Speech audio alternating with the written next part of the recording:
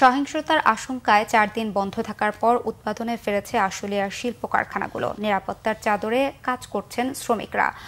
বন্ধ সময়ে ব্যাহত উৎপাদন পুষিয়ে নিতে নানা পদক্ষেপ নিয়েছে কর্তৃপক্ষ।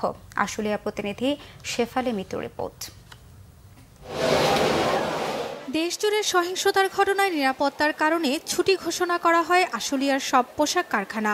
পরিস্থিতি কিছুটা স্বাভাবিক হলে বুধবার থেকে কারখানাগুলো খুলে দেয় মালিকপক্ষ। আবার কাজে ফিরতে পেরে খুশি শ্রমিকরা। কর্মস্থল কোনোভাবেই বন্ধ দেখতে চায় না তারা।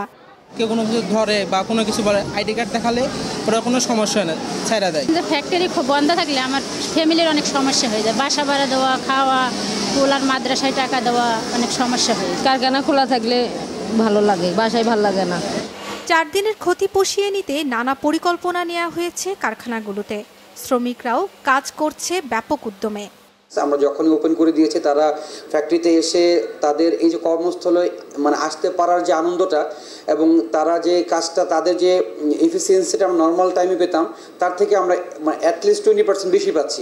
ওই দিনের সব কিছু স্টপ হয়ে গিয়েছে, সেখান থেকে ফিরে কিভাবে আসা যায় সেজন্য মালিকপক্ষ প্লাস ম্যানেজমেন্ট প্লাস শ্রমিক পক্ষ সবাই কাজ করছে। কারখানা এবং শ্রমিকদের নিরাপত্তার জন্য বিপুল সংখ্যক শিল্প পুলিশ মোতায়েন রয়েছে আশুলিয়া শিল্প অঞ্চলে। আমরা পর্যাপ্ত পরিমাণ ফোর্স মোতায়েন করেছি। আমাদের প্রত্যেকটা এলাকা বেশ টহল পার্টি আছে। ইভেন যেহেতু কিছু কিছু ফ্যাক্টরিতে রাতেও কাজ হয়, সেই জন্য আমাদের রাতেও টহলের ব্যবস্থা আছে।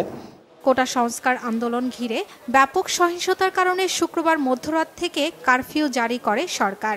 উদ্ভূত পরিস্থিতিতে বন্ধ হয়ে যায় দেশের রপ্তানি আয়ের প্রধান খাত তৈরি পোশাক কারখানা।